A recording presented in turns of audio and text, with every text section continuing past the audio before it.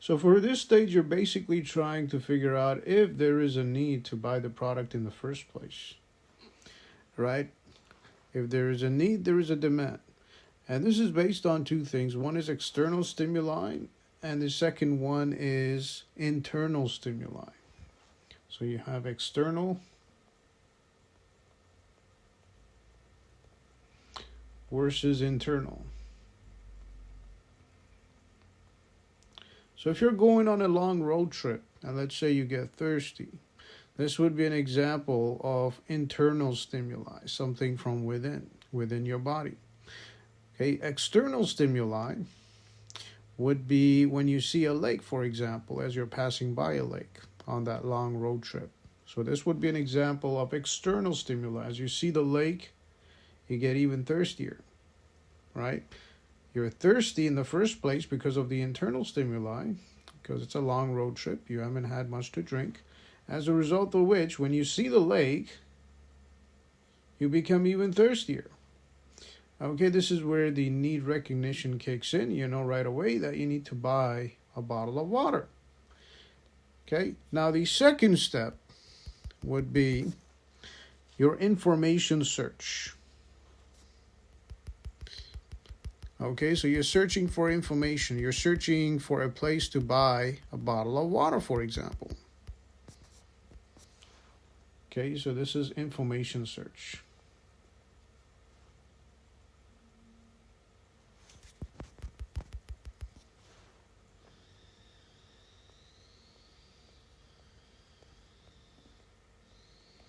Now, there's two ways to do this. One is via passive search. Another one is via active search. Now, passive search is also called heightened attention. So this is heightened attention. Now, as you're passing by that lake, okay, you happen to look out for convenience stores and gas stations that are nearby, so that you can grab your bottle of water.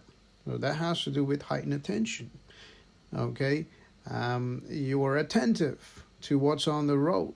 You're trying to figure out if there is something that you can use to quench your thirst. Okay, that's heightened attention. And the next one is, okay, your active information search. So active information search. So when you're actively looking for information, let's say in this case for a bottle of water, you're searching on Google and trying to figure out if there's a convenience store or gas station nearby. You're looking for directions. Okay, you're trying to find their phone number to see if they carry a bottle of water, so on and so forth. So this is active search, which is much stronger than heightened attention.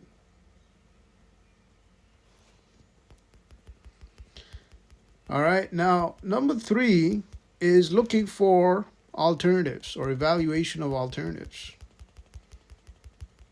Okay, so this is number 3, evaluation of alternatives.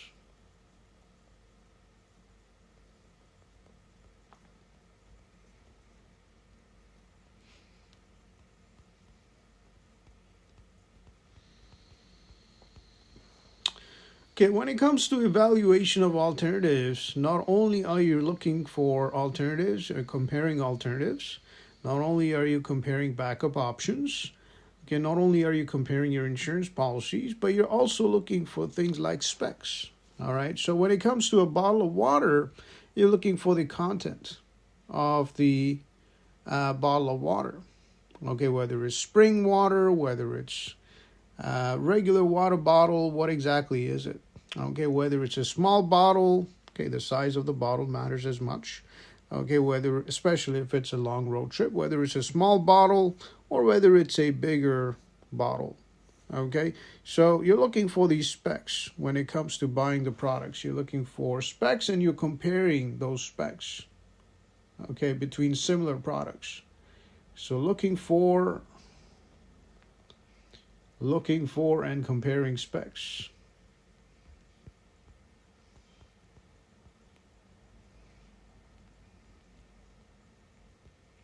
Okay, you might go ahead and look out for consumer reviews on that particular bottle of water.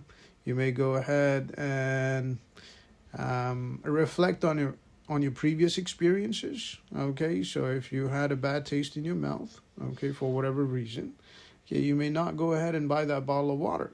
However, if that water tasted good, then it's possible that you may go ahead and buy that bottle of water and spend whatever amount of money that you need to spend to get that water to quench your thirst. So this is comparing specs. All right, now apart from looking for alternatives or evaluation of alternatives, okay, the next stage is the purchase decision. Okay, so this is stage 4 of the consumer purchase decision process. So this is the purchase decision itself. This is when the consumer decides to buy the product. All right. Now, the purchase decision may be based on things like values, judgment, okay, previous knowledge. So, say for example, okay, if we talk about purchase decision, there's a term that you have to keep in mind, and that term is heuristics. And what exactly is heuristics? So it has to do with value and judgment. So say for example, okay, if something is expensive, you may assume that it's of higher quality. Why? Because there's a lot of money that went into it to produce the quality that you see in front of you. Okay, however, if something is less expensive, okay, there may be a reason why it's less expensive.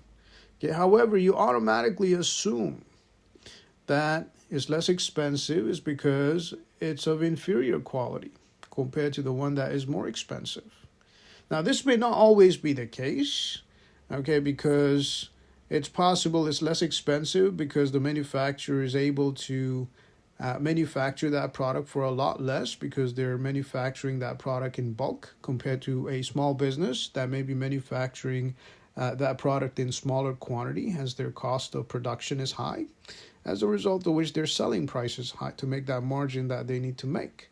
Okay, however, okay, assumption is part of the purchase decision process. And if you assume that a higher quality product is usually the one that is expensive, then you will go ahead and buy that higher quality product. That's if you have money in your pocket.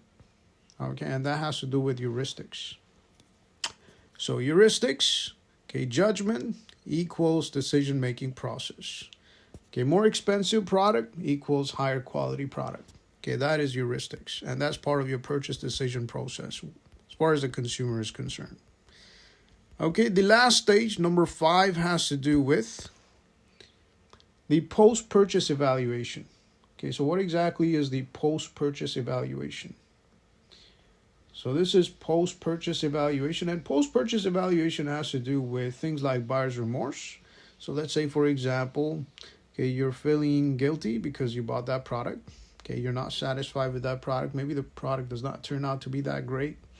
Okay, maybe the water didn't taste that great after all. It may have quenched your thirst. Okay, however, compared to the other alternative that you had on the table, it didn't taste that great. Okay, so this has to do with buyer's remorse. So you may feel satisfied or dissatisfied. So in this case, you may be satisfied that you bought that bottle of water, especially if it tasted good and it quenched your thirst. However, it's possible that you may be dissatisfied because the bottle of water was expensive and it didn't taste that great, and you spent a lot of money and now you don't have enough money to buy the other alternative. Okay, so this has to do with buyer's remorse. This has to do with satisfaction versus dissatisfaction. This has to do with consumer review. Okay, so on and so forth. So this has to do with second thoughts after making a purchase. So second thoughts.